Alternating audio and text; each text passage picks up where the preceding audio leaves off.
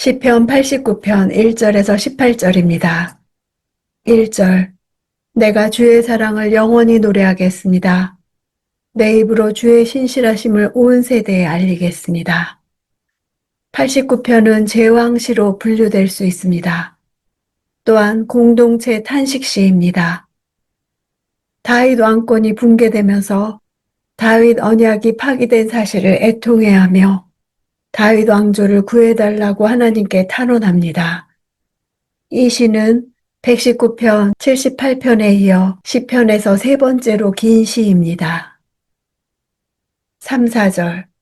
나는 내가 선택한 사람들과 언약을 맺었고 내 종 다윗에게 맹세하기를 내가 내 씨를 영원히 세우고 내 왕좌를 모든 세대에 튼튼히 하겠다고 했다. 셀라.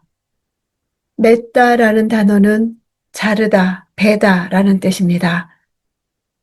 고대 근동에서 언약을 체결할 때 짐승을 잡아 둘로 쪼갠 후에 언약의 당사자들이 그 사이를 통과하는 의식을 행했습니다.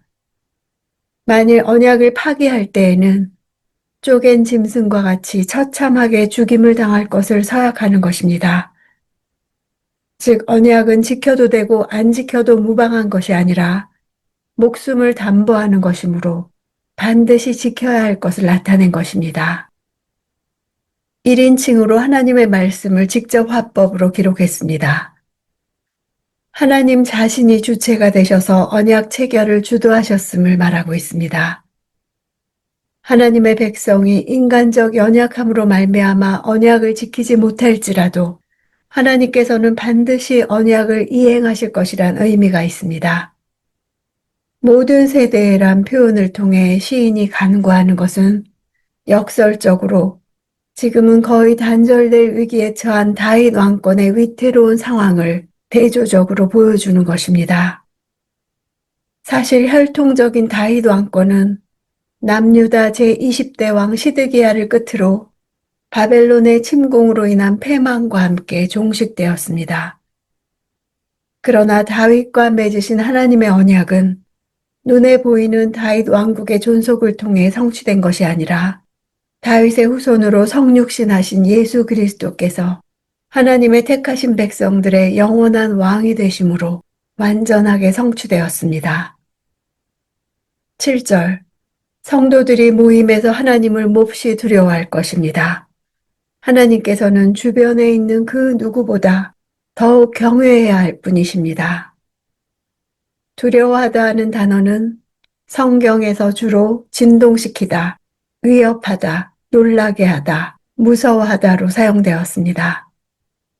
하나님께서는 성도들이라도 일거의 두려움 속에 넣으실 정도로 절대적 우위에 계신 분임을 보여줍니다. 9절. 주께서는 파도치는 바다를 다스리시며 그 일어나는 물결을 잔잔하게 하십니다. 하나님이 창조하신 피조물들 가운데 인간에게 가장 큰 위압감을 주는 것 중 하나가 바다입니다. 그리고 이런 바다를 인간이 통제하거나 조정할 수 있는 방법은 전혀 없습니다. 그런데 시인은 하나님께서 파도치는 바다를 다스리신다고 말합니다. 하나님은 자연 만물을 다스리시고 지배하시는 절대 권능을 지니신 분임을 나타냅니다. 10절. 주께서 라합을 죽임당한 자같이 깨뜨리셨고 주의 강한 팔로 주의 원수들을 흩어버리셨습니다. 라합에 해당하는 라하브는 재촉하다, 거만하게 행동하다, 자랑하다 에서 유래한 단어입니다. 고대 근동세계의 신화적인 바다 괴물입니다. 당시 사람들은 바다에 파도가 일어나고 재난이 생기는 것이 바다를 지배하는 라합 때문이라고 생각했습니다. 바다가 태고적 혼돈을 상징하는 것처럼 라합도 하나님의 창조를 거스르고 반역하는 존재로 그려졌습니다. 그러나 시인은 이러한 잘못된 생각을 깨뜨립니다. 하나님 앞에서 라합은 아무런 저항도 하지 못하고 깨뜨려지고 흩어집니다. 세상 모든 무질서와 혼란에 대한 상징인 라합에 대해 하나님은 그 무질서와 혼란을 제압하시고 질서와 안정을 주시는 분으로 그려졌습니다. 12절 주께서 남북을 창조하셨으니 다볼과 헤르몬이 주의 이름을 기뻐할 것입니다.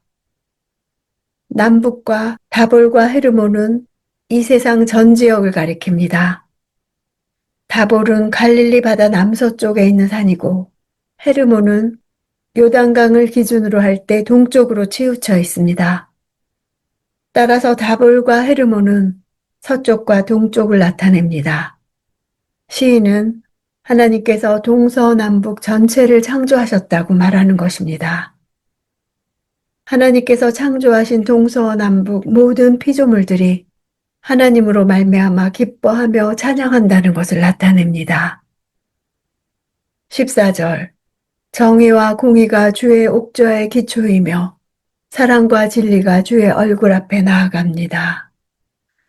이 네 가지 요소들은 하나님의 대표적인 성품입니다. 정의와 공의는 고대 사회 왕권과 밀접하게 관련되어 있습니다.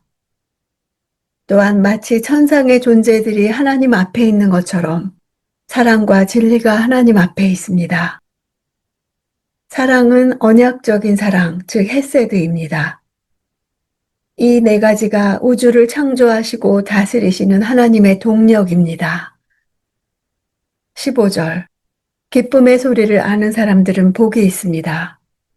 오 여호와여, 그들은 주의 얼굴 빛 가운데 다니는 사람들입니다. 복이 있습니다라는 선언으로 시작됩니다. 기쁨의 소리는 하나님으로 말미암는 즐거운 소리, 하나님을 찬양하는 소리를 말합니다. 하나님의 정의와 공의와 사랑과 진리로 다윗 언약을 성취하신다는 사실을 알게 됨으로써 기쁨을 표현하는 것입니다. 주의 얼굴빛 가운데 다닌다는 것은 일상의 안전과 보호를 책임지는 하나님의 임재를 말합니다. 하나님의 백성이 하나님의 통치 안에서 기쁨의 소리를 지르며 하나님의 임재 가운데 일상을 살아간다는 뜻입니다. 복과 주의 얼굴빛은 분리되지 않습니다. 이것이 하나님과 올바른 관계며 복입니다. 정의와 공의와 사랑과 진리는 하나님의 별칭이며 그분의 본질입니다. 이 성품이 언약에 반영되어 한 번 약속하신 것은 사람을 넘어 시대를 넘어 온갖 상황을 다 뛰어넘어 기어이 성취하십니다. 언약의 파트너인 이스라엘과 인간 왕들은 그 약속을 허물었고 이스라엘은 망했지만 하나님의 이 약속은 사라지지 않고 다윗의 후손 예수님을 통해 성취되었습니다. 나에게 하신 약속의 말씀도 이루실 것이 믿어집니다. 저마다 자기 뜻대로 움직이는 것 같은 세계와 그 안에 모든 충만한 것들이 사실 하나님의 주권 아래서 주님의 뜻대로 운행되고 있음을 믿습니다. 혼돈의 세력 앞에서도 하나님께서는 변함없이 정의와 공의와 사랑과 진리로 통치하심을 믿습니다.